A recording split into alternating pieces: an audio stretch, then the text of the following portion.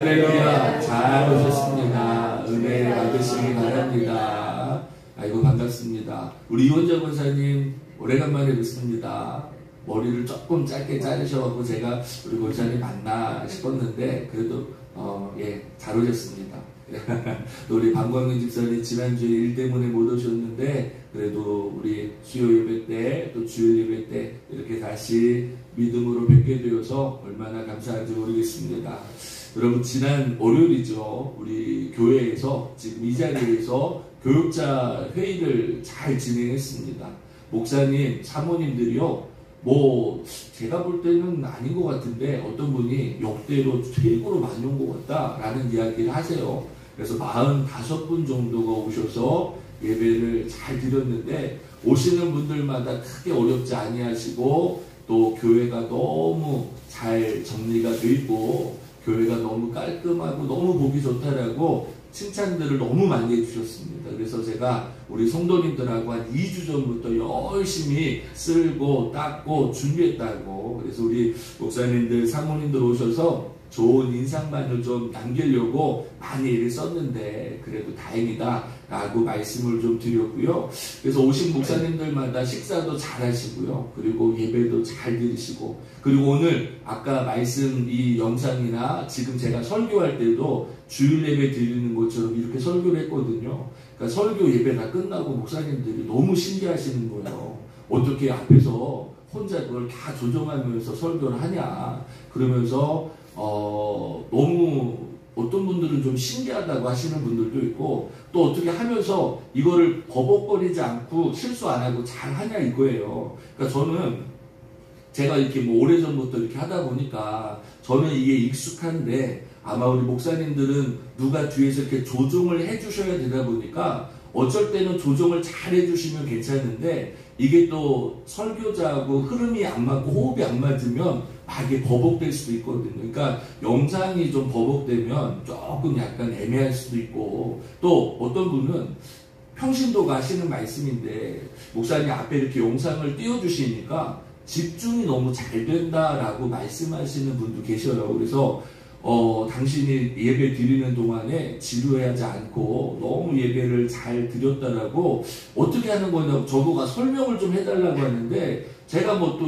이런 쪽에 자세하게 또 알지를 못하니까 그냥 이렇게 하는 거예요 라고 말씀을 드렸는데 아무래도 조금 처음 보시는 분들은 조금 이해를 좀 잘 못하셨던 분들도 있고요. 어찌되었건 저희가 예배를 잘 드리고 정말 얼마나 부담이 많았는지 몰라요. 목사님들 앞에서 사모님들 앞에서 예배 드리는 게 쉽지만은 않았는데 그래도 하나님의 은혜 가운데 잘 예배를 드렸고 여러분 이 자리가요 45분이 꽉 차니까요 찬양 소리가 얼마나 쩌렁쩌렁하게 울리든지 예배하는 분위기가요 너무너무 좋았습니다. 그래서 정말 우리 교회가 앞으로 정말 이렇게 많은 성도들이 이 자리에 채워져서 하나님께 예배하고 영광 돌릴 수 있으면 너무너무 좋고 감사하겠다라는 생각을 하기로 했습니다. 우리 성도님들이 한 마음으로 기도해 주시고 또 한 믿음으로 힘을 모아주셨기 때문에 이 행사가 잘 진행되었다라고 말씀을 드립니다. 여러분 프랑스의 극작가인 빅토르 위고라는 사람이 있습니다. 이 빅토르 위고가요 인생에는 3가지의 싸움이 있다라고 말하면서 첫 번째 싸움은 자연과의 싸움이라는 거예요. 여러분 우리 지난 한 주 동안에요 전 세계적으로 정말 큰 일이 있었습니다. 저 미국의 하늘이요 잿빛으로 변했습니다. 왜 그런가 봤더니 캐나다에 산불이 났는데 그 산불이 꺼지지가 않는 거예요. 심지어 우리나라 국토의 3분의 1이 탔을 정도로 엄청난 산불이 나다 보니까 이 캐나다 이 총리가 어떻게 그 산불을 진압했냐면 아직 타지도 않은 부분에 일부러 불을 내서 더 이상 산불이 진행되지 못하도록 막을 정도로 얼마나 큰 산불이 났는지 몰라요. 여러분 우크라이나에서는 댐이 무너졌죠. 댐이 무너지니까 그 마을 주민들이요 다 이 수장되기도 하고 어떤 이 자연 전문가는 이것을 복구하려면 최소 3년에서 10년 정도가 걸릴 정도로 이렇게 자연재해들 또 여러가지 사건 사고들이 우리 주변에 얼마나 많았는지 몰라요. 그러니까 여러분 우리가 인생을 살아가면서 싸워야 되는 건 자연과의 싸움. 이 자연과의 싸움 앞에 우리 인간이 얼마나 연약하다라는 것을 깨닫고 있다라는 거죠. 두 번째 싸움은 무엇입니까? 바로 이웃, 바로 사람과의 싸움이라는 거예요. 여러분, 지금 우리가 살고 있는 세상은요, 정말 돈이 무섭지 않아요. 여러분, 정말 이 세상에 무엇이 무서운 게 아니라 사람이 정말 무서울 때가 너무 많지 않습니까? 우리나라도 최근에 얼마나 흉악한 범죄, 아니 우리가 생각지도 못했던 끔찍한 일들이요, 너무 거젓이 벌어지고 있습니다. 예전에는 흉악한 사람들을 보면 아유, 저 사람 얼굴이 흉악하니까 저렇게 범죄적인 모습을 가지고 있으니까 나쁜 모습이겠지라고 생각했는데요. 지금 우리 주변에서 나타나고 있는 사고를 보면요, 야, 어떻게 저렇게 순하게 생긴 사람이, 어떻게 저렇게 깔끔하게 생긴 사람이 이렇게 무서운 죄를 지을 수 있나? 여러분, 사람이 얼마나 무섭습니까? 여러분, 요즘은요, 길 가다가 누가 먹을 걸 주잖아요. 길 가다가 누가 친절하게 하잖아요. 우리 어떻습니까? 의심부터 합니다. 이 사람이 왜 나에게 먹을 것을 주느냐? 이 사람이 나에게 왜 이렇게 과도하게 친절하냐? 이 사람이 나에게 왜 말을 걸어오느냐? 여러분, 요즘은요, 길에 나가서 사람을 만나는 게 얼마나 두렵습니까? 요즘에 밤길에도요, 누가 웬만한 사람이 따라오면요, 얼마나 무서운지 몰라요. 저희 아들이 지금 등치가 많이 좋아졌잖아요. 예전에 저희 아들이 밤에 도서관에서 공부하고 집으로 돌아오는데 자기는 아무 생각이 없는데, 자기는 길을 가는데 앞에 있는 여자분이 막 몸을 이렇게 막 놀라면서 간다는 거예요. 그러니까 나는 아무 상관이 없는데, 나는 아무 마음이 없는데 사람이 그렇게 사람을 무서워하고 두려워하는 세상이 되고 말았다라는 거죠. 세 번째, 우리 인생에서 싸워야 되는 것은 무엇이라고 말합니까? 나 자신과의 싸움이 참 어렵다라는 거예요.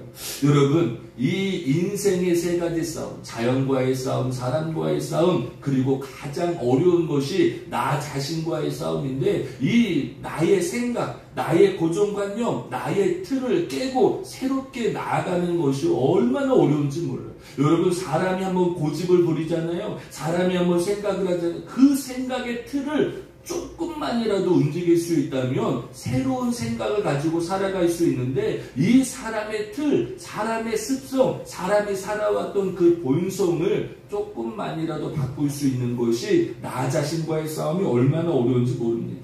자, 그런데 우리 믿음의 사람들은 이 세 가지의 싸움보다 더 중요한 싸움이 있습니다. 어떠한 싸움이 있습니까? 바로 우리는 믿음의 선한 싸움을 싸우고 있다는 거예요. 오늘 성경에 보니까 오직 너 하나님의 사람아 라고 말합니다. 우리는 하나님의 사람이기에, 우리는 주님의 자녀이기에, 우리는 구원받은 하나님의 은총을 받은 자들이기 때문에 이 세상에서 자연과의 싸움, 사람과의 싸움, 나 자신과의 싸움도 있지만 더 중요한 건 하나님의 사람으로서 영적인 싸움을 싸우며 살아가야 되는 영적인 존재라는 것을 우리가 믿어야 될 줄로 믿습니다. 자, 그런데 저는 이런 생각을 해요. 여러분, 자연도 무서워요. 사람도 무서워요. 나 자신을 바꾸는 것도 무서워요. 그런데 이 세 가지의 싸움에서 승리하려면 우리가 어떻게 해야 되는가? 제 개인적인 생각은요, 우리가 영적으로 강해지면, 영적으로 내 마음이 단단해지면, 영적으로 내 생각이 정말 바르게 생각을 할 수 있다면, 자연과의 싸움 앞에서도, 사람과의 싸움 앞에서도, 나 자신과의 싸움 앞에서도 내가 영적으로 단단해질 수 있다면 우리는 이 세 가지의 싸움도 이길 수 있다는 것을 우리가 분명히 깨달아야 될 줄로 믿습니다. 성경에는 이렇게 말하죠. 모든 지킬 만한 것 중에 너의 마음을 지키라. 생명의 근원이 이에서 남이니라 라고 말합니다.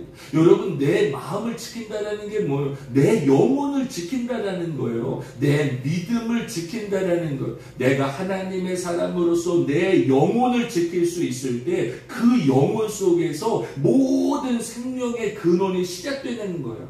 여러분, 사람과의 관계가 참 어렵습니까? 내가 내 영이 깨어있으면요, 사람과의 관계 속에서도 해결되지 않는 것들이 해결됩니다. 여러분, 자연과의 문제 속에 어떤 사람은요, 야, 이러다가 세상이 무너지는 거 아니야? 여러분, 어떤 사람들도 막 두려워합니다. 막 지진이 날까봐, 아니면 사고가 생길까봐, 아니면 지금 이렇게 코로나의 질병 때문에 여전히 무서워하는 사람 얼마나 많습니까? 그런데 내 영혼을 지킬 수 있는 있는 사람, 내가 믿음으로 이 모든 질병을 이겨낼 수 있는 사람은요, 아무리 더한 코로나와 같은 질병이 우리를 찾아온다 할지라도 그 질병이 우리의 영혼을 무너지게 못하는 거예요. 여러분, 어떤 사람은요, 사람은 안 바뀐다라고 말합니다. 그런데 저도 그 말에 100% 동의 못하지만 한 절반 정도는 맞는 것 같아요.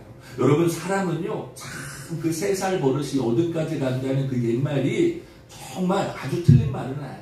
그 사람이 어디에서 자라났느냐, 그 사람이 어떤 지역에서 태어났느냐, 그 사람이 어떤 환경에서 자라났느냐, 여러분, 이것이 얼마나 중요합니까? 그런데 이 사람의 본성을 이길 수 있는 것이 있어요. 뭐예요? 바로 우리가 하나님의 자녀로 거듭나는 거예요.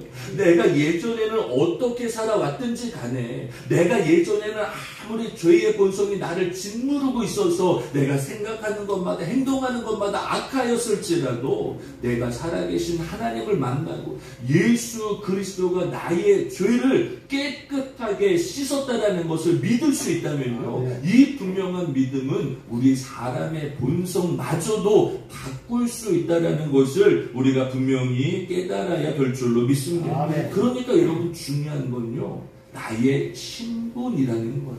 내가 세상의 자녀로만 살아가느냐, 내가 하나님의 사랑으로 살아갈 수 있느냐에 따라 우리 인생은요, 저주의 인생에서, 가난의 인생에서, 버려진 인생에서, 아니요, 나는 성공할 수 없어, 나는 잘 될 수 없어, 아유, 나는 참 내 인생이 참 가련해, 아유, 나는 참 내 인생이 곤고해, 아유, 우리 아버지나 우리 할아버지나 내 조상 때부터 우리는 늘 이렇게 힘들게 살아왔어. 아니에요. 여러분, 세상 사람들은 그렇게 핑계댈 수 있지만 우리 하나님의 사람, 우리 믿음의 사람은요, 나의 조상이, 나의 환경이 어떻더라도 내가 예수님을 참되게 만나고 내가 구원받고 변화되었더라면, 여러분, 세상이 중요한 게 아니에요. 환경이 중요한 게 아니에요. 내가 어떻게 자라났느냐가 중요한 게 아니라 오늘 내 안에 살아계신 하나님의 은혜가 나의 마음과 나의 영혼을 구원하여서 생명의 근원이 그에서부터 시작될 수 있어서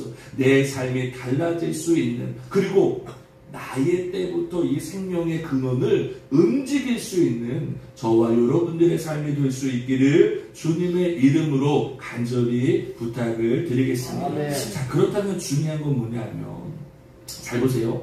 여러분, 이제 우리는 하나님의 사람이 되었습니다. 하나님의 자녀가 되었습니다. 그런데 하나님의 자녀로 살아갈 때 반드시 우리가 싸워야 되는 싸움이 있어요. 뭐예요? 믿음의 선한 싸움이라는 거예요. 잘 보세요. 그냥 믿음의 싸움이 아니라 믿음의 선한 싸움을 싸워갈 수 있는 내가 그 이유를 알아야 돼요. 왜 내가 믿음으로 선한 싸움을 싸워야 되는가? 내가 믿음의 선한 싸움을 싸우려면 나에게 어떤 마음이 있어야 되는가? 하나님은 왜 오늘 나를 부르셔서 믿음의 선한 싸움을 싸우게 하셨는가에 대해서 내가 분명하게 깨달을 수 있다면, 오늘 우리 앞에 놓여져 있는 그 모든 믿음의 선한 싸움을 내가 승리하며 하나님의 은혜 가운데 살아갈 수 있음을 우리가 분명히 깨달아야 될 줄로 믿습니다. 자, 먼저 우리가 오늘 본문을 통해서 살펴볼 수 있는 것은 영적인 싸움의 이유를 알아야 된다라고 제가 말씀을 드리고 싶습니다. 여러분, 제가요, 지난 월요일날 목사님들 앞에 설교했습니다. 근데 처음에는요, 처음에 너무 떨리잖아요. 너무 마음이 막 힘들잖아요. 그래서 제가 집사람한테도 그랬어요. 여보, 내가 설교를 한 15분에서 10분만 좀 빨리 끝내고 그만했으면 좋겠다. 이제 그 얘기를 했어요. 그런데 찬양을 드리는데요. 처음 찬양을 드리는데 막 이게 뭐죠? 돌림 노래가 돌림 찬양이 되는 거예요. 그러니까 저는 막 이렇게 시작하는데 여기서는 막 이렇게 시작하고 여기서는 이렇게 시작하고, 그러니까 왜 그러냐면 반주기마다 목사님들이 찬양을 잘 못하세요. 그러니까 저희 반주기에 맞춰서 찬양을 하다 보니까 이 반주기의 성능을 잘 모르시니까 속도도 모르고 아니면 또 흐름도 모르시니까 찬양이 막 돌림 찬양이 되는 거예요. 그래서 첫 번째 찬양 끝내고 제가 말씀을 드렸어요. 목사님, 고집을 버리셔야 됩니다. 사모님, 어디를 가면 거기 찬양 반주기를 따라가셔야지 사모님 목사님대로 찬양하시면 이 곡이 다 틀려집니다. 그래서 제발 저희 교회 반주기 좀 맞춰서 찬양 찬양을 좀 해달라고 제가 말씀을 드리고 두 번째 찬양을 했는데요. 야, 저는 찬양하다 울 뻔했잖아요. 찬송하다. 너무 목사님들이 찬양하니 얼마나 그게 힘이 있어요. 사모님들이 같이 찬양하니 얼마나 그게 막 우렁차고 은혜가 돼요. 그러니까요, 야, 찬송가를 부르는데 저도 모르게 막 마음이 뜨거워지고 저도 모르게 막 정말 막 눈물이 날 정도로 감격이 되는 거예요. 그리고 이제 말씀을 전하기 시작하는데 처음에는 10분에서 15분만 설교를 하려고 했는데 설교를 하는데 너무너무 감사한 거. 그 있잖아요. 목회자는 그런 게 있잖아요. 이 피드백이라는 게 있는데 여러분 목회자가 설교할 때도요. 여러분 설교를 길게 한다고 뭐라고 하시면 안 돼요. 왜냐하면 설교를 길게 하라고 여러분 하실 수 있습니까? 여러분 보고 설교를 한 50분 하라고 하면 여러분 50분 하실 수 있습니까? 아니요. 설교 50분 하는 거 쉬운 거 아니에요. 그런데 어떻게 50분 할 수 있느냐? 앉아 계시는 성도님들과 영적인 교제가 잘 되고 있다는 거예요. 여러분 목회자가 앞에서 설교할 때요. 막 설교가 길어지는 건 두 가지예요. 하나는 방향을 잃어버리셨거나 아니면 너무 예배가 잘 돼서 목사님도 모르게 설교가 길어지는 수가 있다는 거죠. 그런데 저는 이번에는 좀 후자였어요. 제가 방향을 잃어버린 게 아니라 저는 사실 목사님들이 기대를 안 했어요. 왜냐하면 목사님들은 다른 목회자 설교를 잘 안 들으려고 하세요. 또 어려워하시고.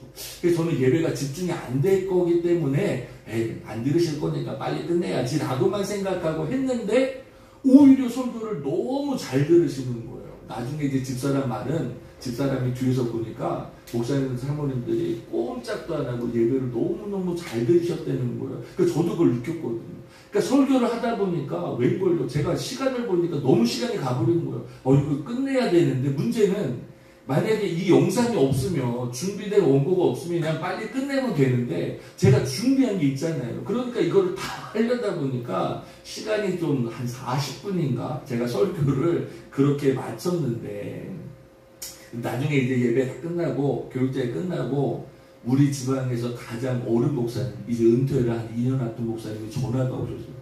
근데 제가 깜짝 놀랐어요. 목사님 전화가 오셔가지고 그래서 목사님 무슨 일이냐고 했더니 어떻게 설교를 그렇게 자신있게 잘했다라는 칭찬을 하시는 거예요.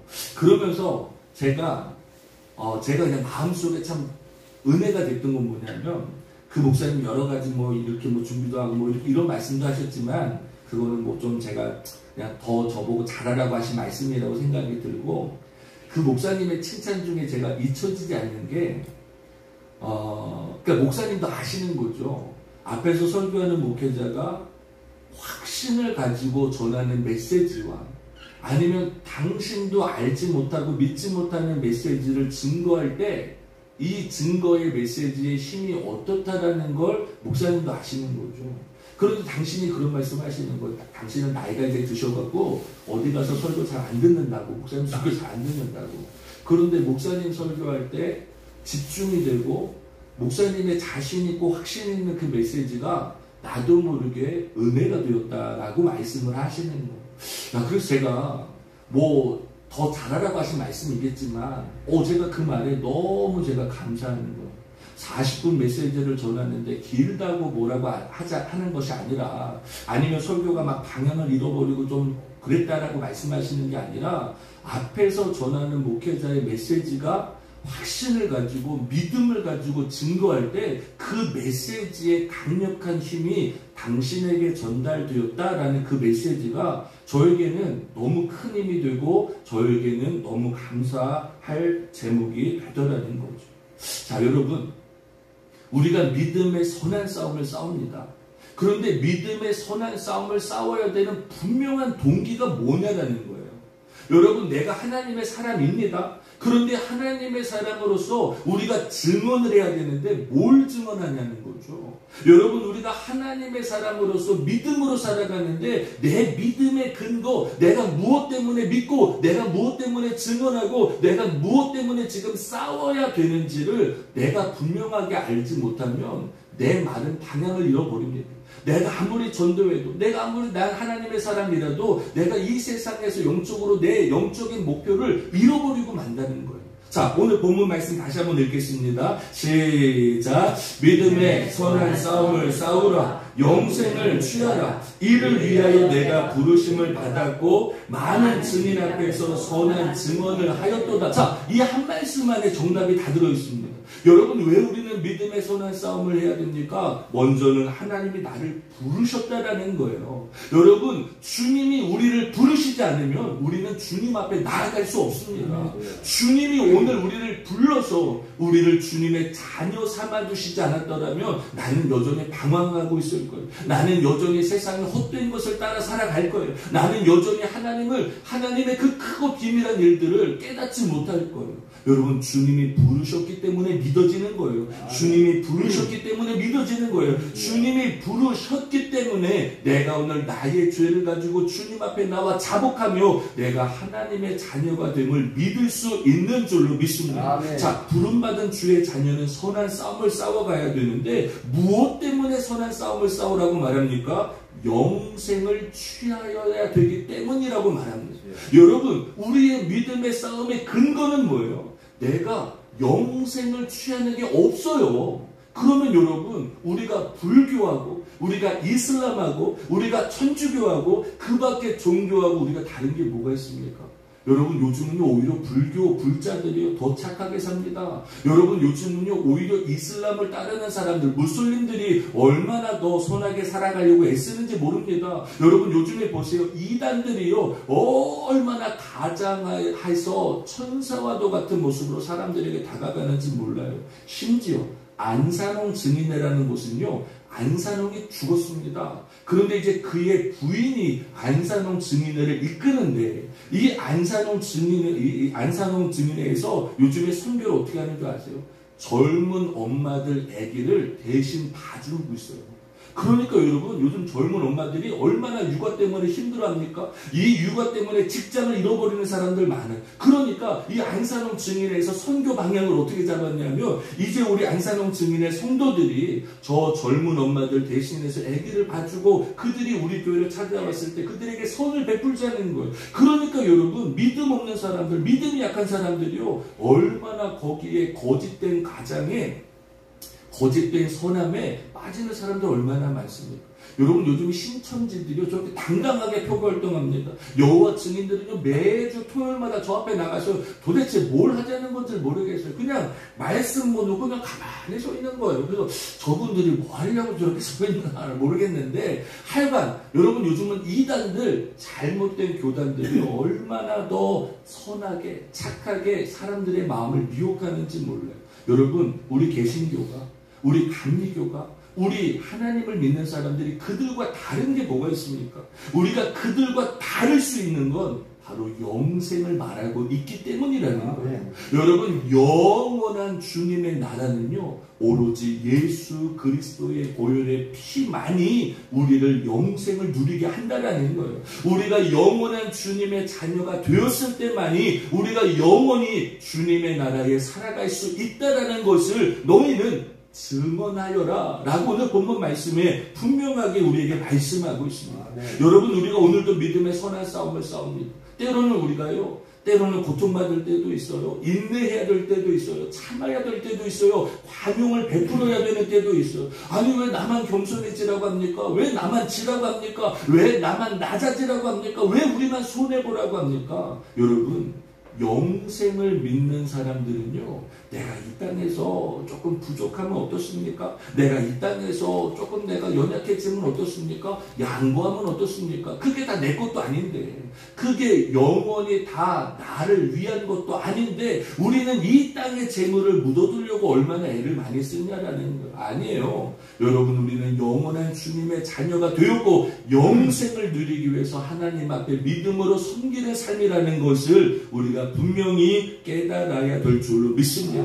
그러니까 사도 바울이 뭐라고 말합니까? 내가 이미 얻었다 함도 아니요, 온전히 이루었다 함도 아니요, 오직 내가 그리스도 예수께 잡힌 바 된 그것을 잡으려고 달려가노라. 여러분, 바울은요 신앙생활을 달려간다는 거예요. 무엇 때문에? 내가 예수 그리스도께 잡힌 바 된 그것을 잡으려고 달려간다는 거예요. 그러니까 바울이라는 사람은 얼마나 대단합니까? 지식도 있습니다. 경험도 있습니다. 유대인입니다. 여러분 로마의 시민권도 가지고 있습니다. 여러분 사도 바울은요 예수님 안 믿었더라면 더 세상에서 권세 있고 잘 살 수 있습니다. 그런데 바울은 그게 중요한 게 아니라는 거예요. 내가 예수님을 만나니까 세상의 모든 것들이 다 마치 배설물처럼 여겨지는 것은 예수 그리스도를 아는 지식이 가장 고상함을 깨달았기 때문이라고 말합니다. 그렇기 때문에 바울은요 내가 이미 잡은 거일 수 있지만 그걸 뒤로 하는 거예요. 내가 앞으로 내가 잡아야 될 그것 예수 그리스도께 잡힌 바 된 그것을 잡으려고 오늘도 달려간다라고 바울은 우리에게 말씀하고 있습니다. 또 뭐라고 말합니까? 표대를 향하여 그리스도 예수 안에서 하나님이 위에서 부르신 부름의 상을 위하여 달려가노라 라고 말합니다. 여러분 우리가 단순히 영생만을 위해서 복음을 증거하고 믿음의 선한 싸움을 싸우는 게 아니에요. 바울은 무엇을 알았습니까? 바울이 흔들리지 않는 표대를 가지고 있는 것은 뭐냐면 예수 그리스도 안에서 하나님이 나에게 위에서 부른 그 부름에 값진 면류관. 여러분 그 면류관이 무엇인지 모르죠. 의의 면류관일 수도 있고 생명의 면류관일 수도 있고 아니요 내가 이 땅에서 주님의 자녀로 살아가고 하나님의 영생을 취하고 이 증인으로 살아갈 때 나에게 허락될 하나님의 엄청난 그 상을 위해서 나는 오늘도 달려가노라 라고 말씀하고 있습니다. 사랑하는 여러분 우리가 믿음의 선한 싸움을 싸워야 되는 이유는 바로 영생을 취하기 위함이고 하나님이 오늘 그 영생을 위해서 우리를 부르셨고 우리에게 그와 같은 증인이 될 것을 말씀하셨기에 우리는 오늘도 믿음의 선한 싸움을 싸워야 된다는 것을 우리가 잊지 마시기를 주님의 이름으로 간절히 축원드리겠습니다. 자 그렇다면 믿음의 선한 싸움을 싸우는 오늘 우리는 어디에 소망을 둬야 되겠냐라는 거예요.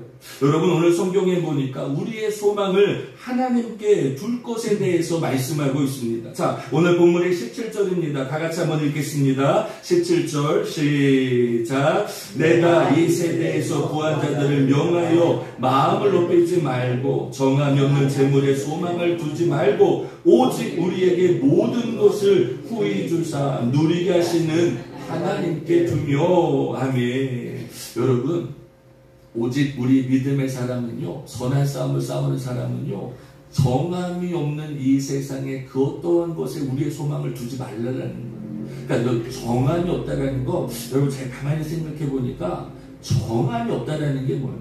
이게 누구 거라고 정한 게 없다라는 거예요. 오늘 내 수중에 돈이라도 내 것이 아니라는 거예요. 심지어 오늘 내가 낳은 아들과 딸이라 할지라도 어떻습니까? 내 것입니까? 아니요. 하나님이 나에게 맡겨주신 자녀죠.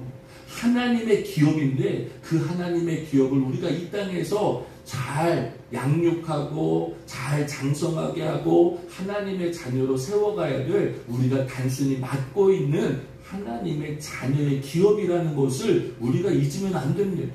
그러니까 어떤 분들은요 자녀에게 모든 소망을 두다가 자녀가 장성해서 부모를 버리면요 아이고 내 인생이 헛되구나 아무것도 아니구나 실망하고 포기하는 사람 많아요. 여러분 돈에다가 내 소망을 두고 있는 사람은요 돈이 있을 때는 내가 행복하지만 돈이 없을 때는 불행하다라고 생각하는 거예요. 어떤 사람은요 권세에 여러분 잘 보세요. 요즘에 저는 우리나라 정치 보면 제가 엊그저께인가요 제가 요즘에 아르바이트를 좀 하고 있습니다.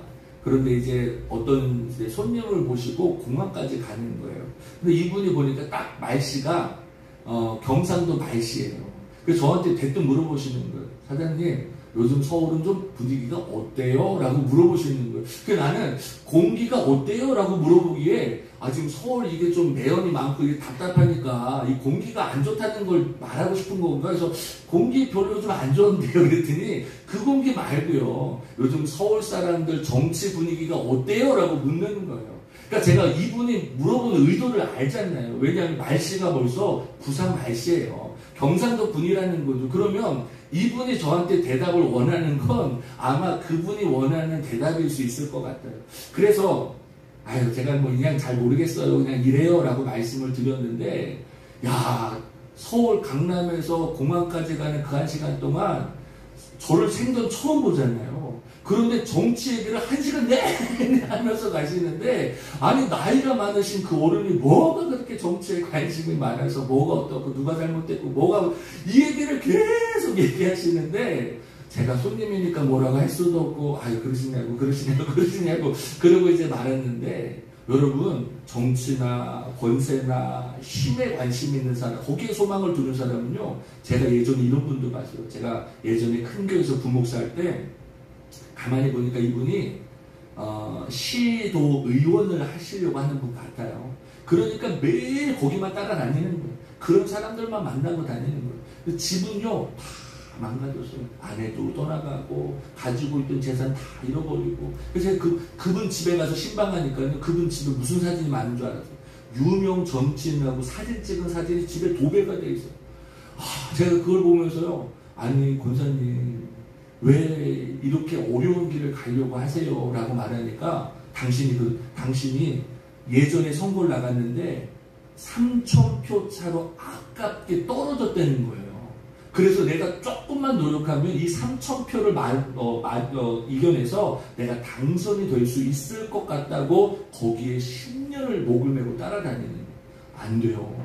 여러분 정치하면 마음이 뺏기잖아요. 아내가 떠나가고 돈을 잃어버리고 사람이 망가지고 믿음이 잃어버리는데도요, 여러분 거기서 빠져나오지를 못하는 거예요. 그의 소망을 정치에 두니까, 그의 소망을 힘에 두니까, 그의 소망을 자녀에 두니까, 그의 소망을 세상의 안락함에 두다 보니까 그들이 무너지고 그들이 연약하고 믿음을 저버리며 살아가게 되더라는 거죠. 사랑하는 여러분, 오늘 바울은요, 오직 하나님의 사람들이 피해야 될 것을 2가지를 말합니다. 무엇을 피하라고 말했을까요? 첫 번째는 다른 교훈이라는 거예요. 오늘 말씀해 보니까 누구든지 다른 교훈을 하며, 바른 말, 곧 우리 주 예수 그리스도의 말씀과 경건에 관한 교훈을 따르지 않니 그는 교만하여 아무것도 알지 못하고 변론과 언쟁을 좋아하는 자니 이로써 투기와 분쟁과 비방과 악한 생각이 나며 마음이 부패해지고 진리를 잃어버려 경건을 이익의 방도로 생각하는 자들의 다툼이 일어나느니라. 여러분, 오늘 하나님의 사람이 경계하고 버려야 되는 것은 바로 하나님 복음 외에 다른 복음 교훈이라는 거죠. 이 다른 교훈, 사람의 이야기, 세상의 학문, 세상에 죄악된 것들이 마음속에 들어오면 교만해집니다. 마음이 부패해집니다. 싸우기를 좋아합니다. 경건을 단순히 자신의 이익의 방도로 생각하며 살아가는 사람들이 많다라는 거예요. 심지어 여러분, 지금 큰 교회들은요, 의사들이 얼마나 많아요. 변호사들이 얼마나 많아요. 정치인들이 얼마나 많아요. 왜 그래요? 그들은 하나님을 자신의 이익의 방도로 생각하는 거예요. 어떤 큰 교회 갔더니요, 저 서울의 강남의 대형 교회 가보니까요, 거긴 아예 의사들 모임이 있대요. 그러니까 그 모임 속에 자기가 빠지면 안 되니까 그 교회를 가야 되는 거예요.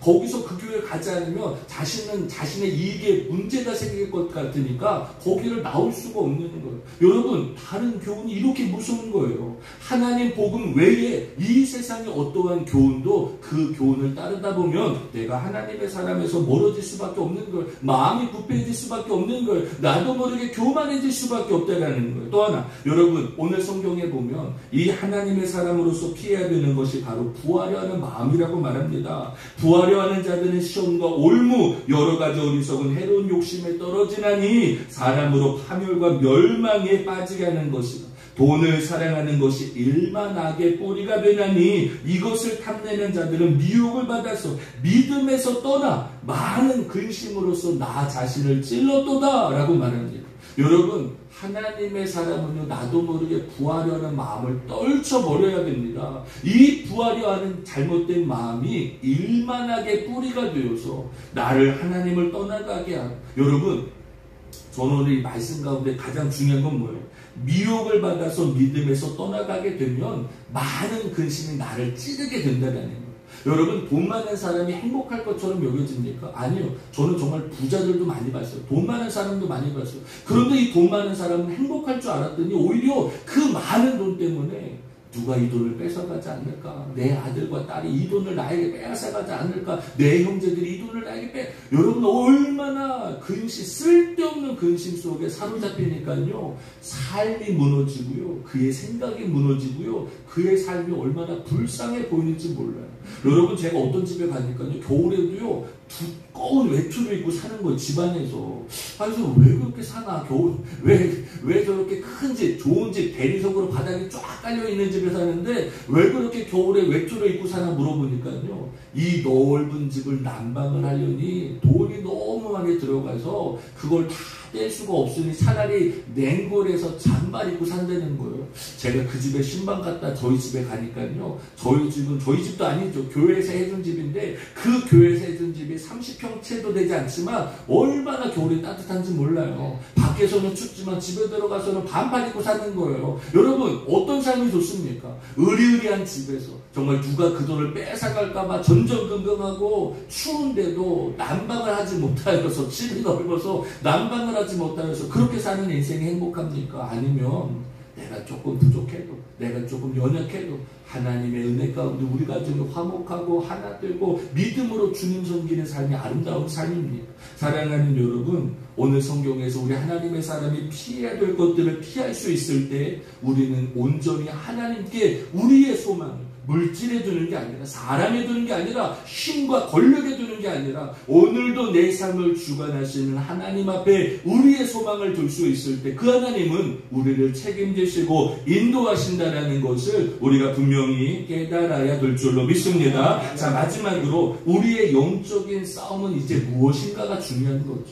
자, 여러분, 제 오늘의 설교의 중심은 바로 여기 있습니다. 앞으로 우리의 선한 싸움은 그럼 무엇인가? 내가 복음대로 살아가고 하나님의 자녀가 되었고 내 소망을 주님 앞에 두고 있는 우리가 싸워야 되는 싸움은 앞으로 어떠한 싸움인가가 중요한 거죠. 자, 오늘 18절에서 19절 다 같이 한번 읽습니다. 시작. 선을 행하고 선한 사업을 많이 하고 나누어 주기를 좋아하며 너그러운 자가 되게 하라. 이것이 장래의 자기를 위하여 좋은 터를 쌓아 참된 생명을 취하는 것이라. 여러분, 오늘 이 두 구절의 말씀 속에 여러분들의 마음속에 가장 와닿는 말씀은 무엇입니까? 저는 이것이 장래의 자기를 위하여 좋은 터를 쌓아 참된 생명을 취할 수 있다라는 말씀이 너무나도 강력하게 다가옵니다. 자, 중요한 건 살아있다고 다 그것이 참된 생명이 아니라는 거예요. 오늘 내가 호흡하고 있다고, 오늘 내가 건강하다고, 오늘 내가 직장생활 한다고, 오늘 내가 이렇게 아무렇지 않게 살아간다고 그것이 참된 생명을 취하는 게 아니라는 거죠. 여러분, 내가 오늘 건강합니다. 내가 오늘 직장 다닙니다. 우리 가정이 잘 되고 있습니다. 그런데 이 모든 것들이 참된 생명을 얻기 위하여서 좋은 터를 쌓아갈 수 있는 근거가 되어야 된다는 거예요. 여러분, 저는 요즘에 저희 세움교회에 대한 고민이 참 많습니다. 여러분, 단순하게 말씀을 드릴까요? 우리 교회가 부흥하길 원합니다. 그런데 부흥의 방법이 뭘까요? 우리는 단순히 전도하고 기도하고 우리가 열심히 신앙생활하면 부흥하겠지라고만 생각합니다. 물론 틀린 얘기가 아니에요. 그런데 여러분, 한번 우리 주변을 돌아보면 교회가 너무 많아요. 여러분, 우리 교회가 지금 세워진 지 이제 고작 7년밖에 되지 않았습니다.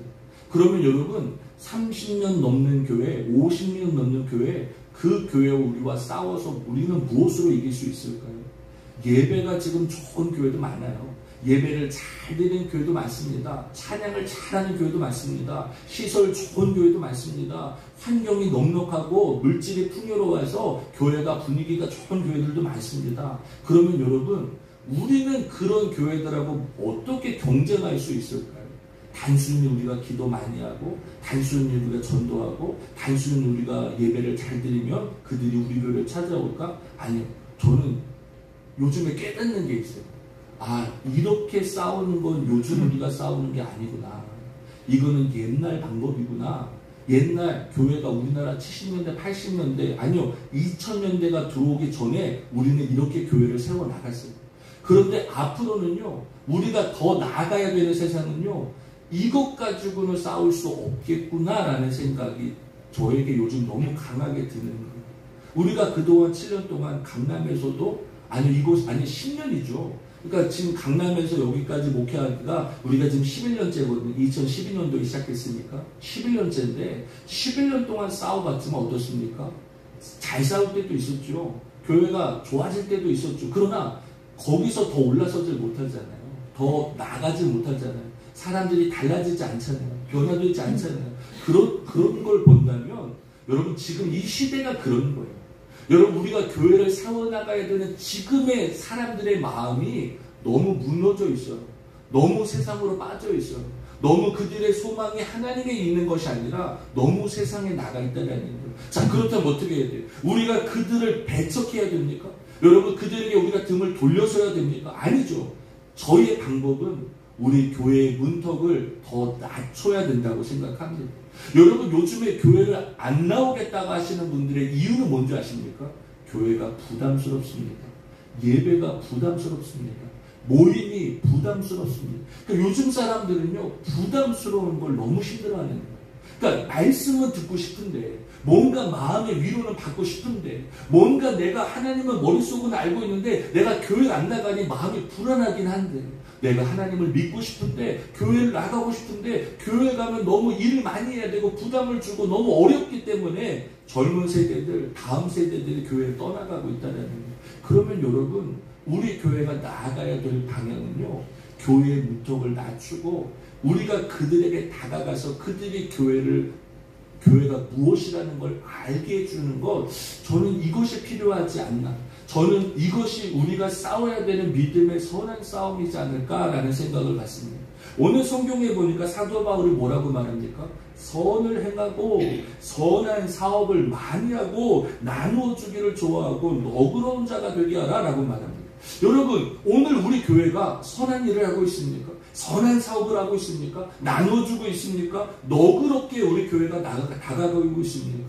형식에 얽매여서 교회는 이런 곳이야. 하나님을 믿는 건 이런 거야. 예배 드리는 건 이런 거야. 너무 우리가 옛적에 그 구습에 매여서 우리가 복음을 전하다 보니 사람들은 달라졌는데 사람들의 마음은 너무 약해졌는데 사람들은 너무 무너져 있는데 우리가 너무 그 틀에만 매여 있다 보니 그들에게 다가가지 못하는 교회, 그들에게 전하지 못하는 선교가 되고 있지는 않냐라는 거예요. 만나야 그들이 교회를 와야 교회가 부담이 없어야 교회가 좀 그들에게 다가갈 수 있는 친근함이 있어야 그들에게 우리가 증언할 수 있지 않겠습니까? 내가 만난 예수님, 내가 만난 은혜, 저 영원한 주님의 나라, 영원한 내세가 있음을 증언할 수 있는 길은 바로 우리 교회가 달라져야 된다라고 저는 생각합니다. 그래서 저는요 여러분 올해 우리가 지금 기도하고 있잖아요. 하나님 우리에게 하나님의 은혜의 터전을 달라고 기도합니다. 그런데 여러분 가만히 생각해 보면 하나님은 우리에게 이미 터전을 주셨는지도 모르겠어요. 그런데 우리가 이 터전에서 너무 우리가 우리의 생각만을 가지고 하나님의 일을 하려다 보니 자꾸 좀 어렵고 힘들 때도 있습니다. 그래서 저는 지금부터 우리 교회는 우리 성도님들과 함께 기도했으면 좋겠어요. 하나님이 우리에게 허락하시는 교회의 모습이 될 수 있도록 하나님이 이 마지막 때에 우리가 싸워야 되는 믿음의 선한 싸움을 잘 싸울 수 있도록 우리가 저들에게 증인이 되어 살아가길 원하는데 어떠한 증인이 되고 어떠한 생명의 참된 터를 쌓아가기를 원하시는지 하나님의 분명하고도 하나님의 선하신 뜻을 쫓아서 우리가 변화되고 우리가 달라질 때에 여러분 이 시대에 합당한 교회, 이 시대에 필요한 믿음의 선교의 도구로 쓰여질 수 있는 저와 또 여러분과 우리 세움교회가 될 수 있도록 한마음으로 기도해 주시기를 주님의 이름으로 간절히 축원드리겠습니다. 우리 시간에 한 가지만 놓고 기도하고 우리 예배를 마치도록 하겠습니다. 이 시간에 기도할 곳은요